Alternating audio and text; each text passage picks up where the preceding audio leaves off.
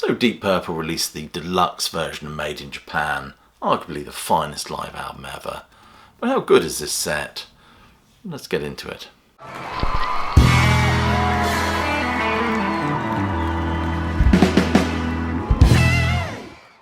So Deep Purple have released the much anticipated deluxe version of Made in Japan. It's available to buy now, and the purchasing links are just below this video if you want to go and check it out. The emergence of this band from those bouffant hairdos and frilly shirts of the late 60s, those vanilla fudge wannabes, to becoming a distinctive voice in the burgeoning metal scene of the 1970s has always fascinated me. And this album is a testimony to the absolute power of this group, the Mark II lineup, which is far superior to the Mark III lineup, in my opinion, of course. And they provided us with those three most important albums, In Rock, Fireball and Machine Head, all of which provide the flesh for this absolute powerful live document. One that has been described by Bruce Dickinson as the greatest live album ever. And it'd be hard to disagree with him. I'd maybe argue that The Who's Live at Leeds is right up there as well. And this album brings together those three live sets, two in Osaka and one in Tokyo. Of course, the bulk of the material for this album was taken from the 16th, the Osaka concert on the 16th. Oh, interesting. I mean, you said you recorded 3 nights. You used most of the material from the second night, if I'm not mistaken. But a lot of fans believe that the third night, which I think was in Tokyo, was the best performance. What was wrong with the third night? Why didn't that get more released initially? The first night in Osaka, we were very aware of the fact that we were being recorded. Mm-hmm. And so everyone's playing very carefully. Don't want to make a mistake. It's a live album, all this business. Yeah. We didn't even think about it. Naturally, everyone does that. Yeah. By the second night, we loosened up and completely ignored the recording process and had a good time. Yeah. And then we did Tokyo, and Tokyo went the opposite way. It was too wild. But in terms of the actual recording, so the actual album itself, Steven Wilson, of course, has done a remix. And Steven Wilson, a lot of people have complained about Steven Wilson's remixes, but I don't hear that much difference, to be honest with you.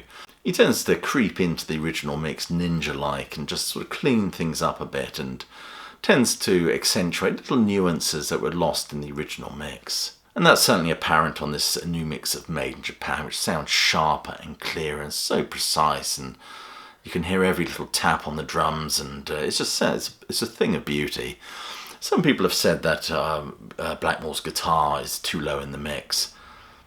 I think he's better placed in the mix, but I certainly don't think he's lower in the mix. I mean, what sane individual would do a remix of any Deep Purple album and lower Blackmore in the mix? Now, I mean, granted, Steven Wilson may be a kind of an arty progmeister type person, but I think he understands the rudiments of what's so important about the Deep Purple sound. And these performances are remarkable for their individual and collective power, I think. Highway Star, which is just so intense on this album, and Child in Time, of course, which is a kind of showcase for all this band's individual abilities. And The Mule, of course, which is a vehicle for Ian Pace's superlative drumming. I must admit, I don't, after listening to all these concerts, my preference is for the 3 individual nights rather than the actual original album. My reasoning for that is the original album is made up from songs from those 3 nights. And I think the atmosphere and sense of presence that builds in a singular performance is often lost when the band cherry-pick different performances for different nights, as wonderful a live album as it is. And those 3 nights are the highlight of this box set. I much prefer them to the original album. The original album seems almost mannered and restrained compared to these 3 nights individually. I mean, they're just feral and so powerful. I love the version of Space Tracking on the 15th. During this psychedelic bit, you get lots of John Lord noodling, where he plays clips from show tunes. And I think it's a Tokyo gig. Blackmore sort of plays around with the guitar a bit for Smoke on the Water. My favourite night is from the 15th. Although most of the recordings, the bulk of the recordings were taken from the 16th, but the Tokyo show is just absolutely fantastic. Although I think there's a slight dip in sound quality from the 15th and 16th. They called it its 50th anniversary, but it's more its 52nd anniversary, but just a minor niggle. So here we are, this is Deep Purple made in Japan. The actual box set itself, it comes in this beautiful hard box, sort of A5 size. Opens up as such. There is the label which was originally on the front. I keep all that sort of stuff because I'm a bit anal like that. 5 CDs and Blu-ray Deluxe. I'm sorry I've said nothing about the surround sound mix. I don't have surround sound. 2025 Steven Wilson stereo and Atmos remixes. 3 complete concerts from 72 Tour of Japan, remixed by Richard Digby Smith. Absolute highlight of this set. Updated 40-page book with a new interview with Steven Wilson and replica poster and tour book. Let's get into it, shall we? Here is the blurb, of course, which just goes onto the back of the box. Once you remove the cellophane, it just... then we get this little treasure, which is actually a replica of the tour book that you would have been able to purchase, I guess, at the gig.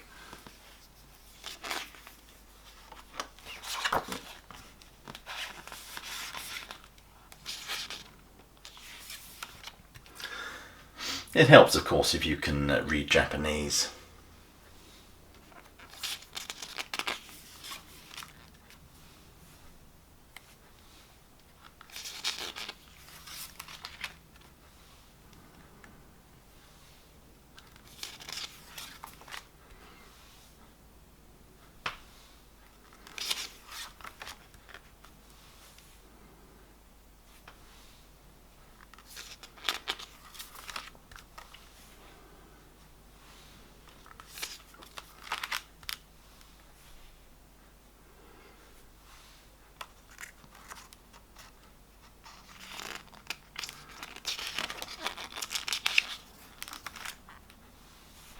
This is really interesting, of course.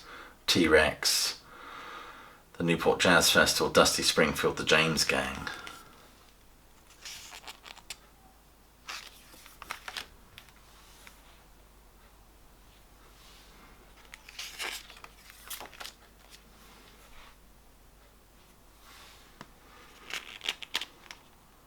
Three albums of the Mark II lineup by then, of course.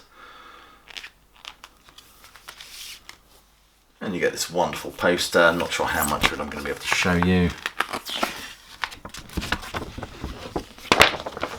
Oh, not much, but you get the idea.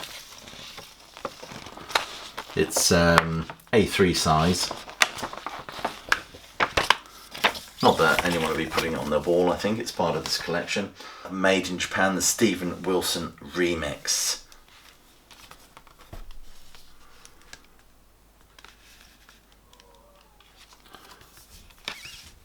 That's the rear. The discs come in these nice little individual plastic sleeves, which I like, shows respect for the product. There's the actual disc itself. CD2 is the first night in Osaka, August 15th, 1972. Great picture of Richie there. That's the rear. The set list is exactly the same as we got on the official Made in Japan release, just different versions, I think. I think overall this is my favourite night in the whole set, to be honest with you. There's nothing really to choose between the 15th and 16th. They're just absolutely fantastic in their own way. And the Tokyo show is just absolutely manic. Absolutely love it. But here's the disc.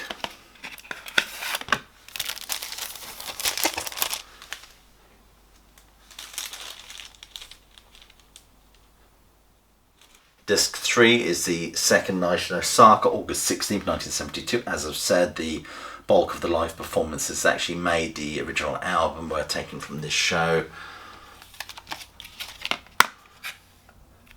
And, you know, I'd rather listen to the complete August the 16th concert than the actual Made in Japan album. I think I've said all this already, haven't I? Just repeating myself. Onset of dementia, I'm afraid. And then we get the infamous Tokyo gig, of course, which is the audience were a bit more raucous, I think. And the band's performance is just absolutely intense. But it's not my favourite night. And there's the rear of it, as again, same track list as the other shows. And here is the disc. Disc 5 is the encores and single edits. I've not actually listened to the single edits yet. I was ploughing through this last night. Haven't got round to that. That'd be interesting, I suppose. But I think it'd be kind of an interesting addendum, but not something I'd play that often. So the encores, of course, Black Knight Speed King for Osaka 15th of August, that is. And Black Knight Lucille for the 16th of August.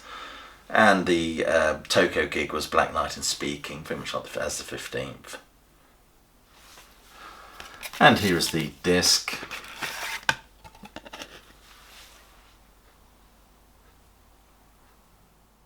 And the final disc is the actual Blu-ray itself, with a fine picture of Ian Pacer, a much, much underrated drummer in my opinion. These are, of course, the Steven Wilson Atmos mixers and everything else you need there. There's just you get the Made in Japan surround sound. The other concerts aren't mixed in surround sound, unfortunately. Not that I have a surround system anyway. I think have they mixed the encores as well? I don't know if they're on there, to be honest with you. But here's the disc. This is the Blu-ray.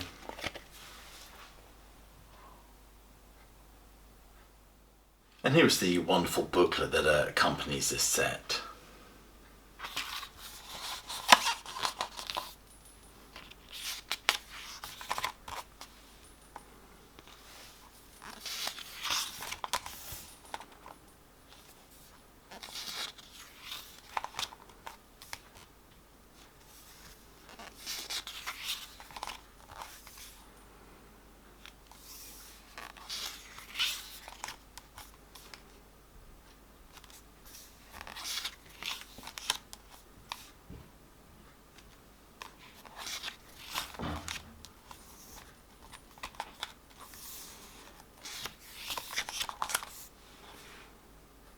Excellent picture of Mr. Richie Blackmore there.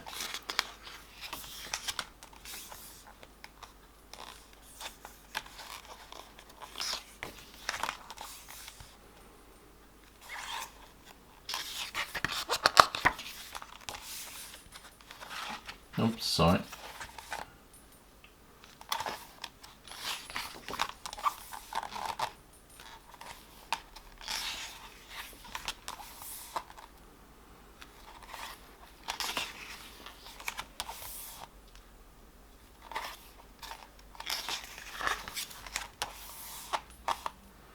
Brilliant article from Steven Wilson on the actual remixing of this album.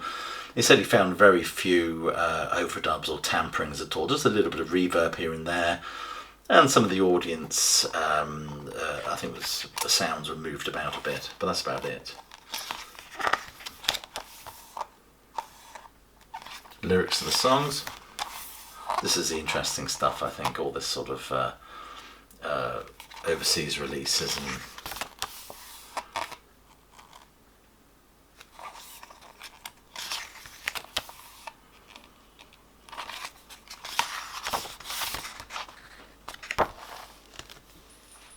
so there we are, that's Deep Purple Made in Japan, the Dog's Bollocks version. It's kind of unofficial title. Let me know what you think of this album. Let me know if you intend to buy this set. And do check out the purchasing links just below this video. Anyway, I'll leave it there. I'll just leave you with my closing salvo, which is hope you're well, staying safe, and of course that you keep listening.